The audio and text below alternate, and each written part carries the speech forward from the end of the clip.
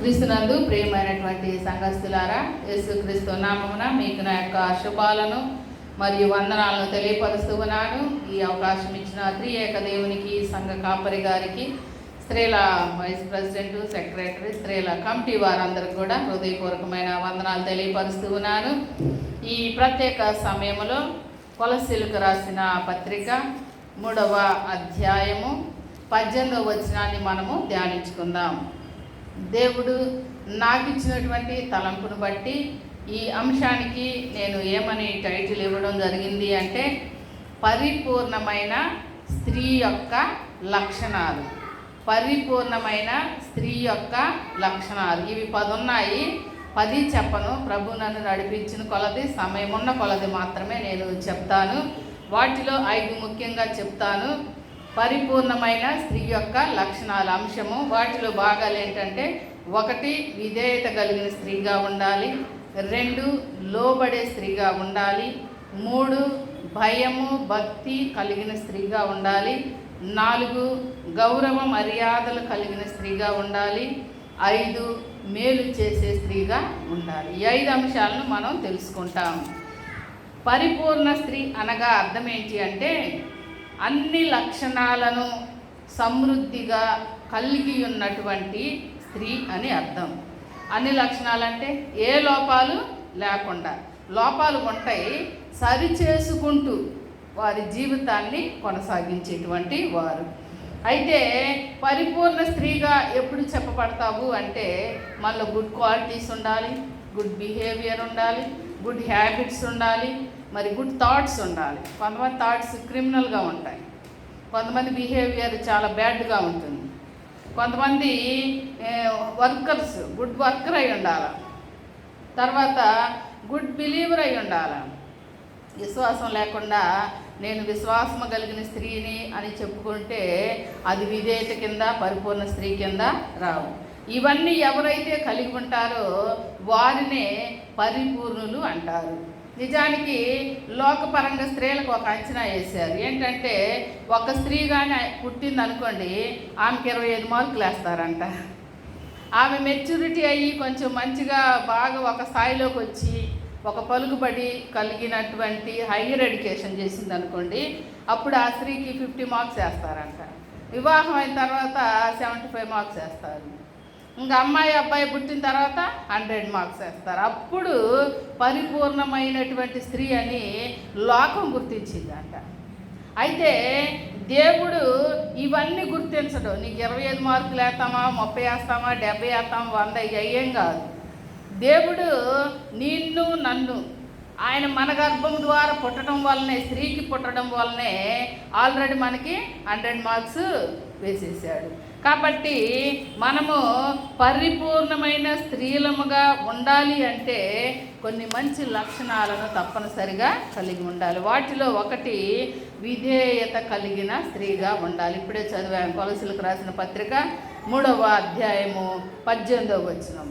విధేయత అంటే ఏమిటి?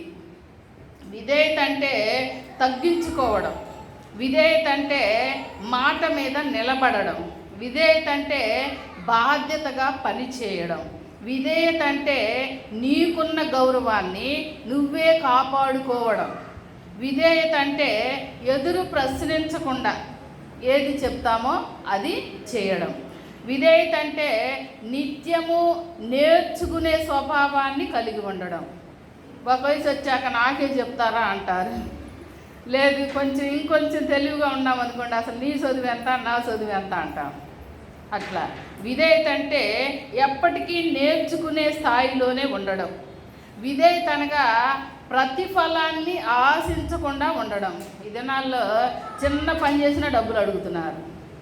నాకు తెలిసిన సంఘంలో అసలు ఇంకా ఆ రోజు చర్చి ఊడ్చినా తుడిచినా డబ్బు ఇస్తేనే చేస్తారు. సరే, ఫ్రీగా ఎవరైనా చేస్తారంటే చేస్తారు. తెల్లారి వాళ్ళు ఏమంటారు, వాళ్ళకి డబ్బులు ఇచ్చావు మమ్మల్ని చేయమంటావు అనే ప్రశ్న వస్తుంది. ఇట్లాగా ప్రతిఫలాన్ని ఆశించకుండా చేయడమే విధేయత. విధేయత అంటే స్వలాభాన్ని చూసుకోకూడదు. ఇప్పుడు ఈరోజు ప్రార్థనకు వచ్చా, నాకేంటి లాభం, పాస్టర్మకే లాభం అనుకున్నావు అనుకో, నాకు కూడా లాభం ఉండదు. ఆ రోజుకి నాకేం లాభం ఉంటుంది? దేవుడి కాడ నాకు ఫలం ఉంటుంది, నాతో పాటు నీకు సగం ఫలం ఉంటుంది. ఈ భూలోకంలో నువ్వు ఎంత ఫలాన్ని సంపాదించుకున్నా, ఎంత ధనాన్ని సంపాదించుకున్నా అది ఇవ్వాలో రేపో ఎల్లుండో మొత్తం అయిపోదు. అదే పరలోకంలో ధనం సంపాదించుకుంటే ప్రభే చెప్పాడు, మీ ధనాన్ని పరలోకంలో ఉంచండి, ఏడైతే భూమిలో దొంగలు తినేస్తారు, చెమటలు తినేస్తారు, అసలు ఆలీలు తినేదాకా మనమే తినేస్తాం, కూర్చొని తింటే కొండలైన కలుగుతాయి అంటున్నారు కదా. సో అలా విధేయత అంటే స్వలాభాన్ని చూసుకోకూడదు అని అర్థం. సరే, పేతురు రాసిన మొదటి పత్రిక 1వ అధ్యాయము 16వ వచనం చూద్దాం. పేతురు రాసిన మొదటి పత్రిక 1వ అధ్యాయము 16వ వచనం చదువుకుందాం. చూడండి, 16వ వచనం. కాగా మీరు విధేయులకు పిల్లలై మీ పూర్వపు అజ్ఞాన దశలో మీకుండిన ఆశలను అనుసరించి ప్రవర్తింపక మిమ్మల్ని పిలిచినవాడు పరిశుద్ధుడై ఉన్న ప్రకారము మీరును సమస్త ప్రవర్తన యందు పరిశుద్ధులై ఉండాలి. దేవుణ్ణి నమ్మకముందు, దేవుడు తెలియకముందు, వాక్యం మీద అవగాహన లేని ముందు, అసలు చర్చికే రాలేని పరిస్థితుల్లో మనం ఒకప్పుడు ఉన్నప్పుడు, అప్పుడు ఎలా ఉన్నా ఏం కాదు. ఇప్పుడు దేవుని సన్నిధికి ఎలా రావాలో తెలుసు, వస్తే ఏ ఫలాలు పొందుతావో తెలుసు, వచ్చిన తర్వాత నీకు ఏం జరుగుతుందో మేలు అన్నీ నీకు తెలుసు. అయితే ఇప్పుడు నీ ప్రవర్తన అయినా నా ప్రవర్తన అయినా విధేయతతో కూడిందై ఉండాలి. ఒకప్పుడు లేనటువంటిది ఇప్పుడు క్రియేట్ అయి ఉండాలి నీకు.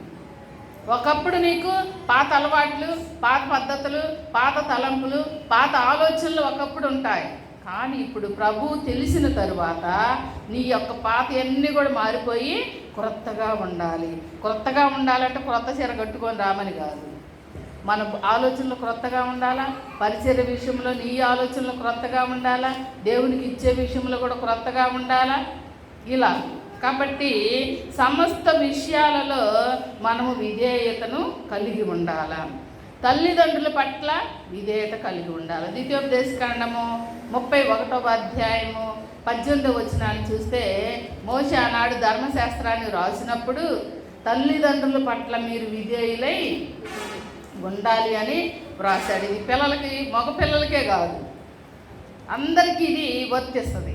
ఈ మధ్య తల్లిదండ్రులు చూడాలంటే మగపిల్లలు ఉండారుగా, వాళ్ళు చూస్తారంటున్నారు. మగపిల్లలు అన్న ప్రస్తావన పక్కన పెట్టండి. ఆడపిల్లగా నీ బాధ్యత నువ్వు కూడా నిర్వర్తించాలి. ఆ మగపిల్లగాడు ఆస్తి తీసుకొని వెళ్ళిపోతాడు అనుకుందాం, అదే ఆస్తి మనకు కూడా ఇస్తున్నారుగా. పెళ్ళప్పుడు 10 లక్షలు అడుగుతుడు పెళ్లి కొడుకు, ఇస్తారా ఏరా? బంగారం అడుగుతాడు, ఇస్తాడా లేడా? వారసుడు అనేవాడు ఏంటంటే ఇచ్చిన దాన్ని కొద్ది ఖర్చు పెట్టుకొని లాస్ట్ దాకా ఉంచుకుంటున్నాడు. మనమైతే ముందే తీసుకొని జంప్ అయిపోతున్నాం. మరి మన దానికి లెక్క వద్దా? అదొక్కటేనా? మనకి ఏ సమస్య వచ్చిన వాళ్ళేగా, అంటే చిన్నవి మనకి సరిపోవు. సరే, ఏది ఏమైనా వాళ్ళు మనని కన్నారు అన్న సూత్రం కోసమైనా తల్లిదండ్రుల్ని మనం విధేయతగా ఉండాలి. నేను మా నాన్నగారు అనారోగ్యం పాలైనప్పుడు మేము చెన్నైలో ఉన్నాం. మా నాన్నగారికి రోజు 3 పూటలు థమ్సప్ తాగాలని కోరిక అంట. ఇంకా ఆయన ఒక 10 రోజులు చనిపోతాడు అనగా భోజనం తినడం వల్ల. తాగితే మంచినీళ్ళు, మజ్జిగ, కొబ్బరి బోండం. అసలు ఇంక అందరూ ఇచ్చి అలసిపోయి ఆగిపోయారు. వెంటనే నాకు ఫోన్ వచ్చింది. అదన్నాళ్ళు ల్యాండ్ ఫోన్లే, దాదాపు 20 సంవత్సరాలు అవుతుంది ల్యాండ్ ఫోను. ఒకసారి ఫోన్ చేసి, అమ్మ ఇట్లా థమ్సప్ తాగుతున్నాను, ఇచ్చే వాళ్ళందరూ అయిపోయారు, నాకేం తాగాలని ఉంది, ఒక 10 రోజులు డాక్టర్ అని చనిపోతాను చెప్తున్నాడు, మరి నువ్వేం చెప్తావు, వీళ్ళకి సలహా చెబుతావా, నువ్వేం చేస్తావు అన్నాడు. నేనేం చేయను, టక్కున వస్తున్నాను, రైలు ఎక్కి టిక్కెట్ కూడా తీసుకోకుండా వచ్చేసాను. టిక్కెట్ కూడా తీసుకోవాలి. మా నాన్న ఎప్పుడైతే నువ్వేం చేస్తావు అన్నాడో ఇంక వెంటనే టిక్కెట్ తీసుకోకుండా వచ్చి, నేను ఏం చేస్తావు అని మా నాన్న నన్ను అడగడం ఏంది, నేను ముందే చేయాలి కదా. అసలు టిక్కెట్కి కూడా డబ్బులు లేవు, వచ్చా ఇక్కడ థమ్సప్లు తాగాల. అయినా సరే దేవుడు నాకు ఇచ్చిన తెలివి వాడాను. 10 రోజులు ఏదో ఒక పని చేసి 10 రోజులు ఉదయం సాయంత్రం థమ్సప్ ఇచ్చా. 11వ రోజు నాన్న చనిపోయాడు. ఆ తర్వాత సంగతి సరే. నేను ఎందుకు అది చెప్పాను, అని చేయలేని స్థాయి అప్పుడు నాది. నాకు రూపాయి కూడా లేదు. టికెట్ రైలు ఎక్కి, మరి అప్పుడు మా కూతురు కూడా ఉంది, కూతురుని తీసుకొని దొంగ బండి ఎక్కి వచ్చా. తప్పలా పరిస్థితి తప్పు. అలాంటి పరిస్థితుల్లో కూడా మా నాన్నగారికి నేను పరిపూర్ణంగా న్యాయం చేశాను. మనం కూడా తల్లిదండ్రులకి బాధ్యతగా ఉండాలి, వారికి విధేయత కలిగి ఉండాలి. వాళ్ళకి బర్త్డేలు కానీ జ్ఞాపకార్థాలు కానీ కనీసం నన్నన్న పిలిచి చేయండి. అందరిని పిలిస్తే ఖర్చు అనుకుంటున్నా. ఇప్పుడు ఒక స్టాక్ డైలాగ్ వాడుతున్నారు, అందరూ వచ్చి ఖర్చు అయిద్దండి అంట. ఖర్చు ఎన్నాళ్ళు పెడతావు? ఏడాదికి ఒకసారిగా. రోజు పెడతావా? పెట్టలేవు కదా. ఏడాదికి ఒక్కసారి కూడా తల్లిదండ్రుల్ని జ్ఞాపకం చేసుకోకపోతే, వాళ్ళ బర్త్డేలు జ్ఞాపకం చేసుకోకపోతే, వాళ్ళ యొక్క మెమరీస్ జ్ఞాపకం చేసుకోకపోతే ఇంక కూతురుగా కుమారుడిగా ఇంక నీ జీవితం ఏంటి? ఒకసారి అర్థం చేసుకోవాలి, ఆలోచించాలి. తల్లిదండ్రుల పట్ల మనం కూడా బాధ్యతగా ఉండాలి. వాళ్ళు బతుకున్నప్పుడు విధేయత చూపించలేదు, కనీసం మనకు అప్పుడు తెలియదు విధేయతగా ఉండాలని, వాళ్ళకి లోబడాలని, వాళ్ళు చెప్పినట్టు వినాలి అని అప్పుడు మనకు తెలియకపోవచ్చు. వయసు సహకరించకో, మనకి జ్ఞానం ఎక్కువయ్యో చదువు ఎక్కువయ్యో వాళ్ళని తిరస్కరించవచ్చు. ఇప్పుడు అన్నీ తెలిసాయిగా, ఇప్పుడు ఏం చేస్తావు అనేది మనం ఆలోచించాలి. తర్వాత కుటుంబం పట్ల విధేయతగా ఉండాలి. ఒక అత్తమామలేంటి ఆడపడుచులేని అందరి పట్ల విధేయతని కలిగి ఉండాలి. ఒకప్పుడు అందరు కలిసి ఒకే కొండలో తిన్నారు, ఇప్పుడు అసలు ఎవరి కొండలో ఎవరు తింటున్నా కూడా తెలియడం వల్ల ఈరోజు ఈ కొండలో నేను ఏం తింటున్నానో, ఈ ప్లేట్లో ఏం తింటున్నానో మా కూతురికి కూడా తెలియడం వల్ల. అంటే మీరు అలా అనుకోబాకండి, జనరల్గా చెప్పారు, నిజంగా మా అమ్మాయికి తెలుస్తుందిలే. కాబట్టి కుటుంబం పట్ల బాధ్యతగా ఉండాలి. సంఘం పట్ల మన బాధ్యత ఎక్కువ ఉండాలి. సంఘం అంటే ఊరందరి సంగతి మనకు తర్వాత సంగతి, ముందు మన సంఘం, మన బ్యాప్టిస్ట్ సంఘం, మనం వెళ్ళేటువంటి సంఘం, ఈ సంఘం పట్ల బాధ్యతగా ఉండాలి. ఏంటి నీ బాధ్యత? ఇన్నాళ్ళు మరి ఈ సంఘానికి వచ్చిన నీవు బాధ్యతను ఒకవేళ మరుస్తున్నావేమో, ఈ సంఘం పట్ల ఆసక్తిని తగ్గి ఉంటున్నావేమో, ఒకసారి ప్రశ్నించుకో. సంఘం పట్ల విధేయతను కలిగి ఉండాలి. ఇంకా ఎఫెసీయులకు రాసిన పత్రిక 6వ అధ్యాయము 5వ వచనం చదువుకుందా చూడండి. ఎఫెసీయులకు రాసిన పత్రిక 6వ అధ్యాయము 5వ వచనం చదువుకుందాం. దాసులారా, యథార్థ హృదయము కలవారై భయముతోనూ వణుకుతోనూ శరీర విషయమై మీ యజమానులైన వారికి విధేయులై ఉండు. అదండి, మనం కుటుంబానికి విధేయులమై ఉండాలా, తల్లిదండ్రుల పట్ల విధేయత కలిగి ఉండాలా, సంఘ కాపర పట్ల విధేయత కలిగి ఉండాలా, సంఘ పెద్దల పట్ల విధేయత కలిగి ఉండాలా, సంఘం పట్ల విధేయత కలిగి ఉండాలా, పని చేసేటువంటి దాసుల మధ్య కూడా మనం విధేయతని కలిగి ఉండాలి. అప్పుడే నువ్వు పరిపూర్ణమైన స్త్రీగా ఉండగలుగుతావు. పేతురు రాసిన మొదటి పత్రిక 5వ అధ్యాయము 5వ వచనంలో చూస్తే అక్కడేమని ఉంటుందంటే, సమాజంలోని అధికారుల పట్ల కూడా విధేయతని కలిగి ఉండాలి. కాబట్టి నీవు విధేయత కలిగిన స్త్రీగా ఉండాలి అనేది దేవుని యొక్క మాట.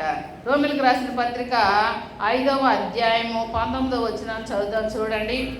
రోమిలకు రాసిన పత్రిక 5వ అధ్యాయము 19వ వచనం. ఏలయనగా ఒక మనిషిని అవిధేయత వలన అనేకులు పాపులుగా ఎలాగూ చేయబడినారో, అలాగే ఒకరి విధేయత వలన అనేకులు నీతిమంతులుగా చేయబడదురు. అక్కడ ఒక అవిధేయుడంటే ఆనాడు అవ్వాదం, వాళ్ళు చేసినటువంటి పాపం వలన అందరం కూడా అనీతి పరులైపోయాం. ప్రభు అయినటువంటి యేసుక్రీస్తు వారు ఈ భూలోకంలోనికి వచ్చి ఆయన మానవునిగా జన్మించి శిలువపై మరణించి మనకు రక్షణ మార్గం చూపించినందువలన మనమందరం కూడా నీతిమంతులై ఉన్నాం. కాబట్టి విధేయత కలిగినటువంటి వారంగా ఉండాలి అనేది దేవుని యొక్క మాట. యోహాను రాసిన సువార్త 3వ అధ్యాయము 36వ వచనం చదువుకున్నాం చూడండి. యోహాను రాసిన పత్రిక సువార్త 3వ అధ్యాయము 36వ వచనం. కుమారుని యందు విశ్వాసముంచువాడే నిత్య జీవము గలవాడు, కుమారునికి విధేయుడు కానివాడు జీవము చూడడు గాని దేవుని ఉగ్రత వాని మీద నిలిచి ఉండును.